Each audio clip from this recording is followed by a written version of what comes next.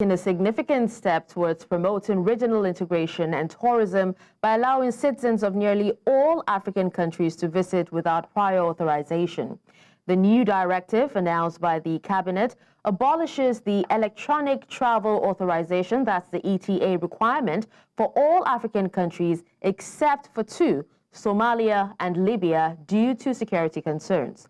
This development is a significant shift towards visa openness, a policy that has been struggling to gain traction on the continent. Will this move inspire other African countries to follow suit and embrace visa openness, promoting greater regional integration and economic growth? Now, to unpack what Kenya's new policy means for regional integration, I'm joined by Alex Mwathi, a political analyst in Kenya. Hello, Alex. Thank you so much for joining us on the conversation. Always my pleasure to be with you on this station. It's a pleasure to have you. Now, Alex, can you tell us why has Kenya decided to open its borders to most African countries now at this time? What's the big picture behind this move? Kenya has always looked at Africa as one country, and I've always decided to have a Pan-African kind of focus on its policies and all that, because Kenya understands that we are one nation as Africans, and we should actually have free, open borders.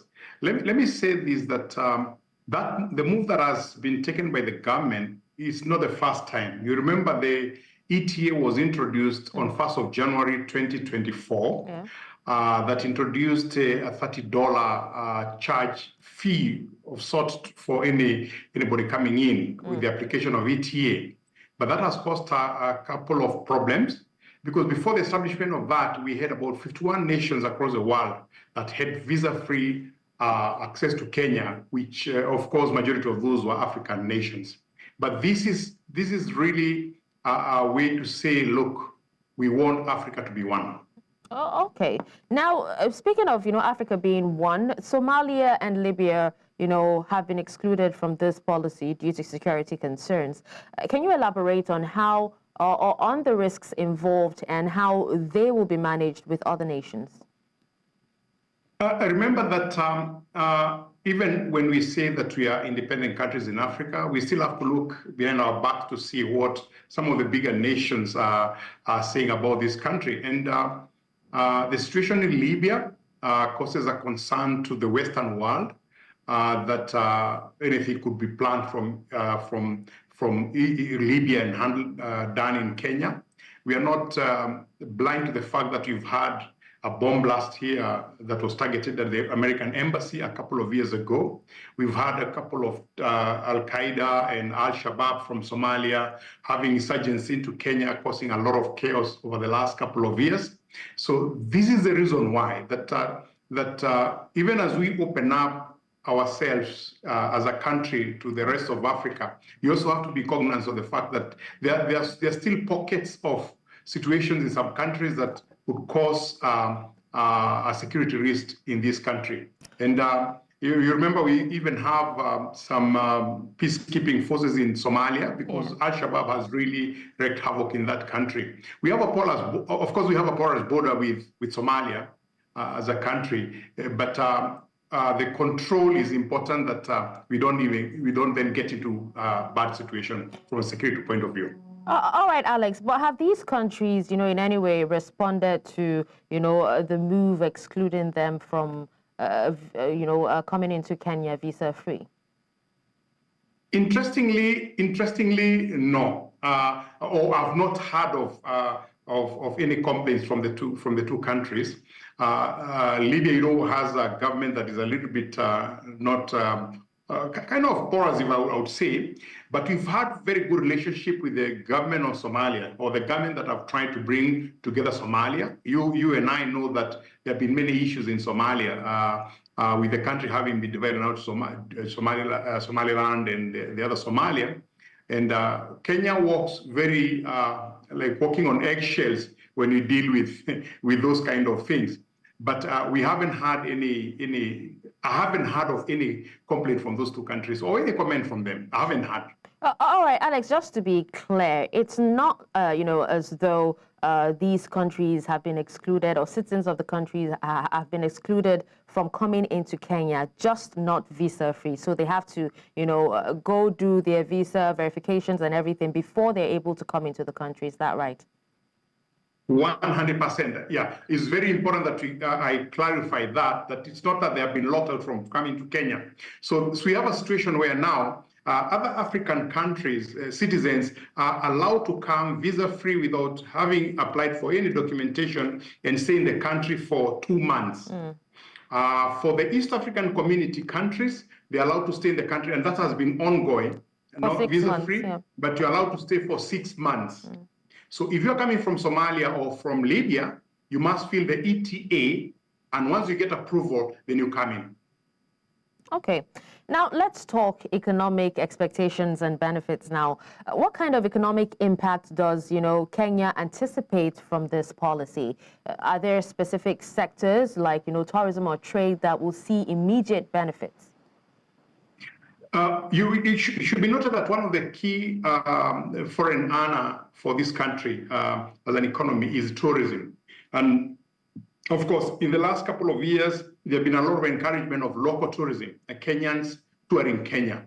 And that has shown a huge growth. So with this visa-free entry from other African countries, of course, the government sees an opportunity that other Africans can come into the country visa-free, and that could increase the numbers. It should not be forgotten that as a continent, we have a huge population of almost 1.something billion, which comes close to China and India in terms of population. And if there can be openness in those countries, then our economies can grow.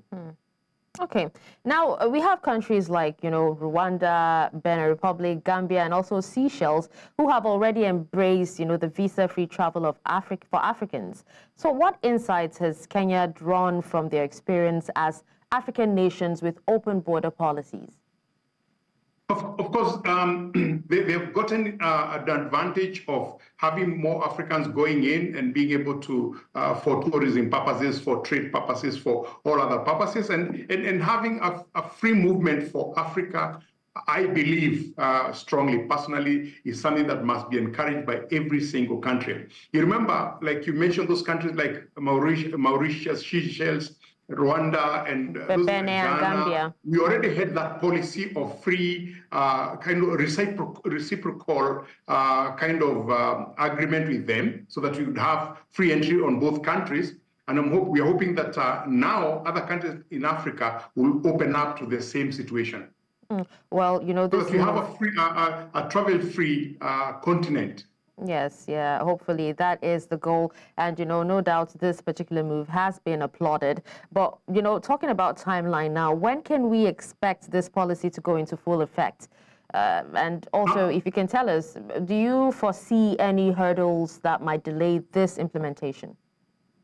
I do not see any hurdle, because remember, this was a cabinet decision. The Kenyan government cabinet decision, and they gave the protocol teams 2 weeks to be able to come up with policies and whatever else that needs to be in place for that to take effect. Just remember what I said at the beginning of this conversation, that this is not something very new. We already had about 51 countries that were enjoying this.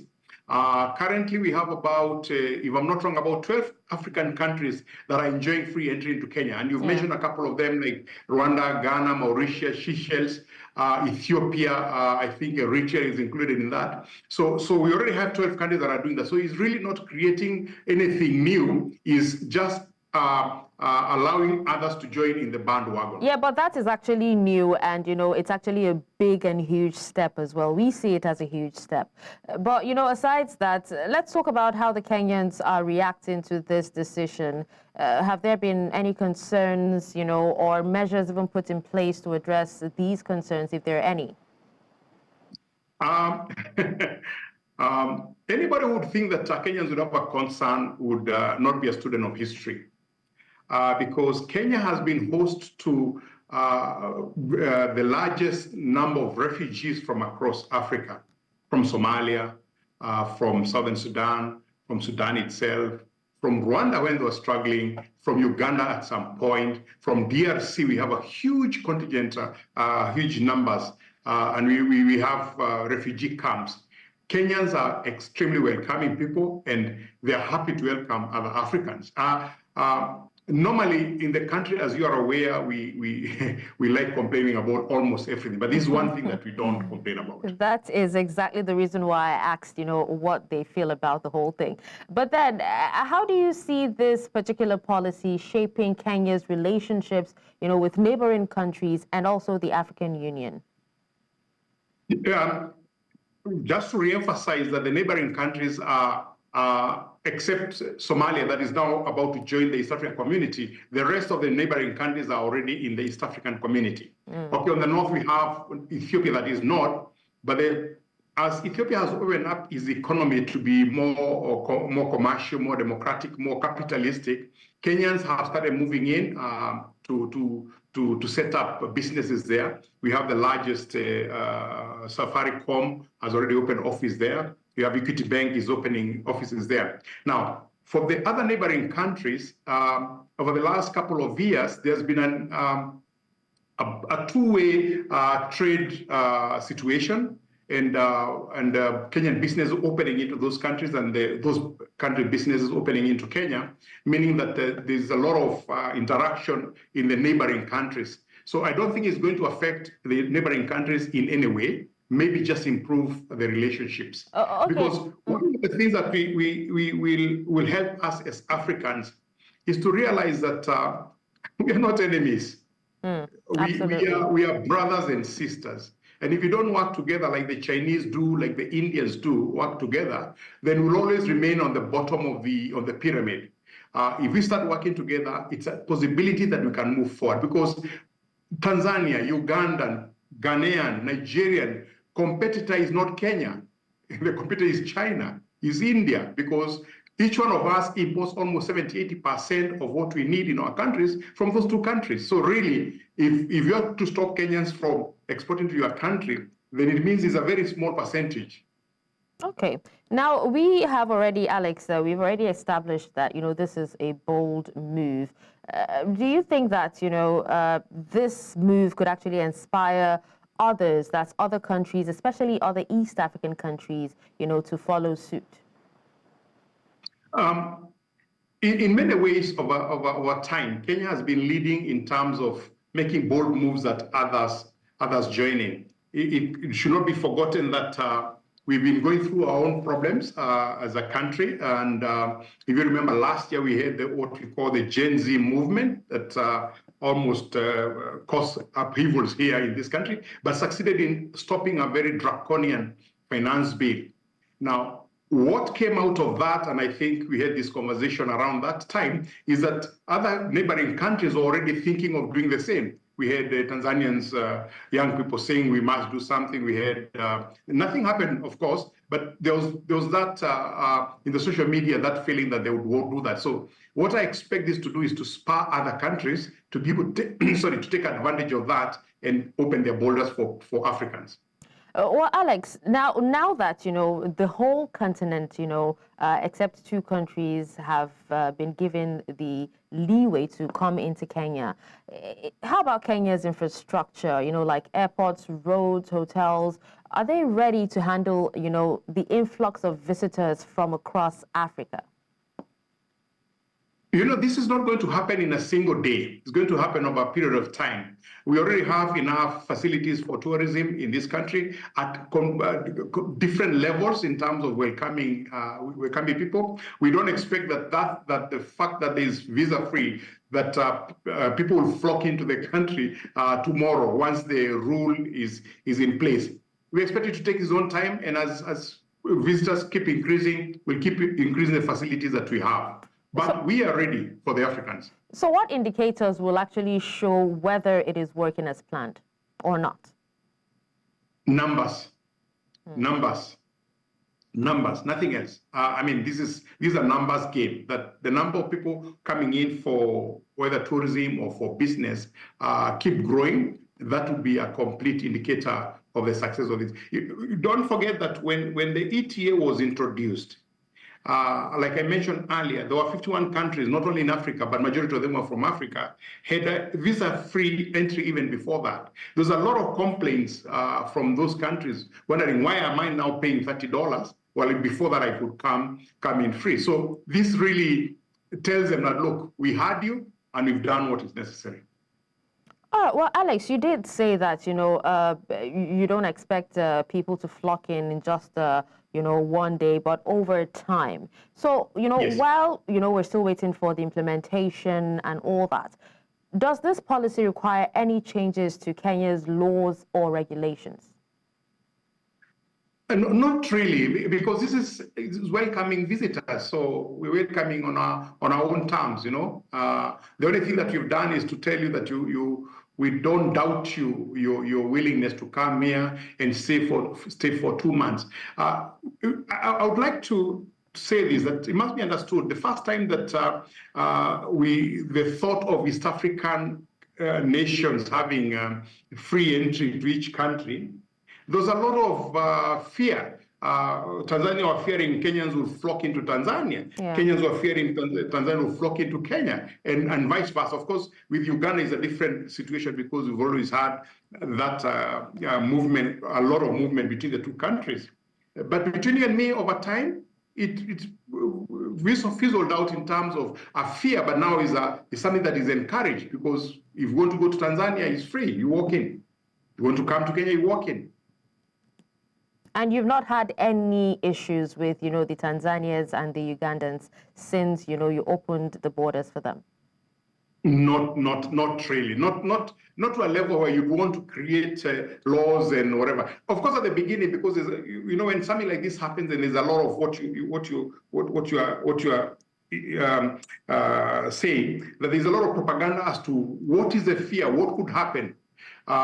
So when that happened a couple of years ago, there was that feeling. But over time, people realized, no. We are brothers. We can do business. You can walk in, walk out, and there's no harm. So now, what about over time, we'll get used to it, and that will be fine. What is the stance of the opposition parties, in Kenya at the moment on this? Sorry? The stance of opposition in Kenya. I'm talking about the parties now. On this matter? Yes. Fortunately, unfortunately, with the finance bill situation last year, the opposition fizzled out in terms of party, so that the opposition parties joined the government. So the major opposition party in this country that formed a coalition called Azimio, I'm sure you're aware of that, joined the government. So really, we don't have an opposition in Kenya. Okay, Alex. Now, I know one of the fears of, citizens of Kenya is the fact that, people from other countries might come in, and even when their visa expires, or when their time expires, since there's no visa, but then when their time expires, they might not want to go back to their countries and, would end up staying and becoming a menace in the country. So when it comes to, especially when it comes to, exploring potential job creation, right, or even displacement, could this policy have any unintended consequences, for local jobs? Or is it expected to create more opportunities, for Kenyans? And also still tell us about, how Kenyans would feel about people from other countries coming in and not wanting to go back to their countries. One of the key things is that the policy on employment in Kenya is very well ingrained in law.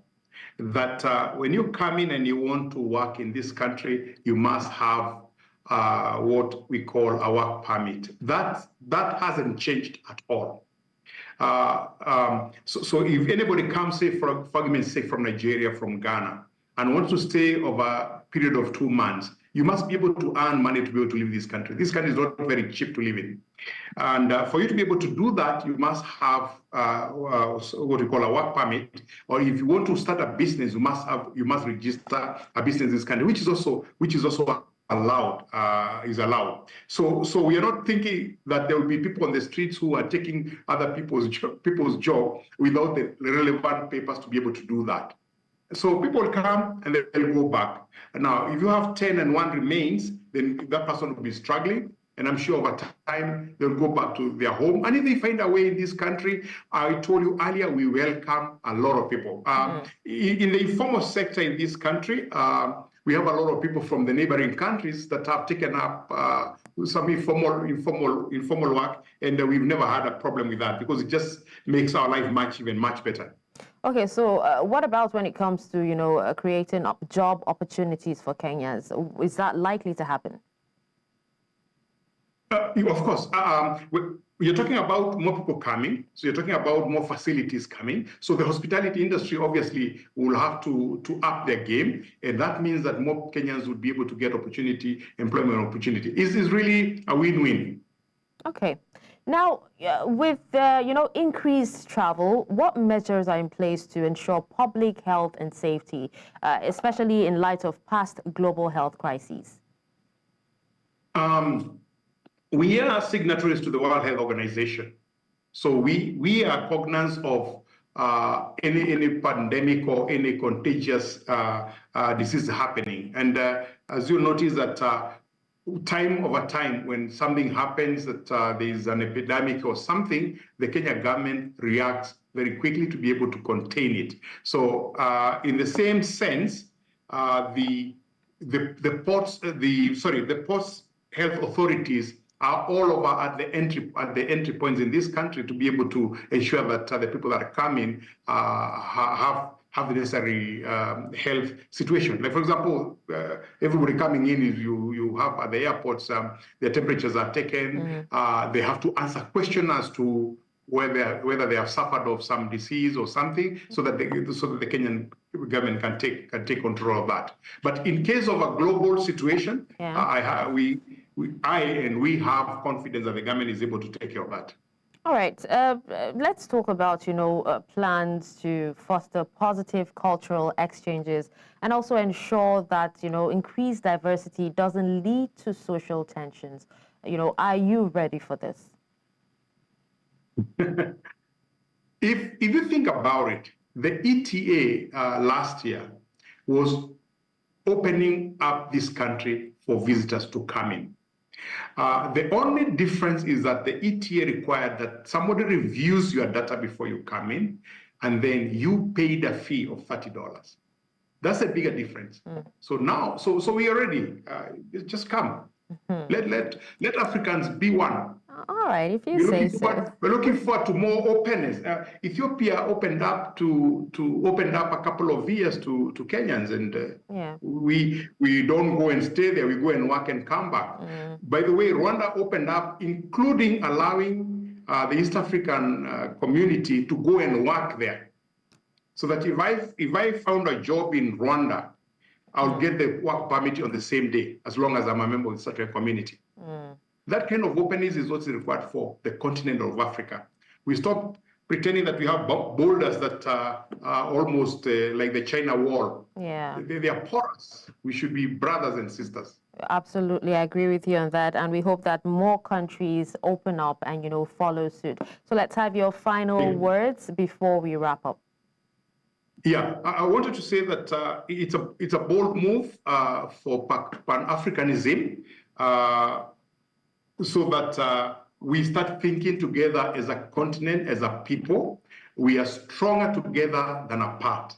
And my desire as an individual, my hope as an individual is that more African countries will take up this, so that if I want to come to Nigeria, I want to go other countries, I can be able to take a flight or drive on the road and go in and come back home. This whole concept that these people are like this, these people are like that, was brought to divide us. We should be one as a continent. Absolutely. It's a huge market for us. Well, thank you so much. Such an interesting conversation. Alex Mwathi, a political analyst in Nairobi, Kenya. We appreciate you for your time. Okay, thank you. It's always my pleasure.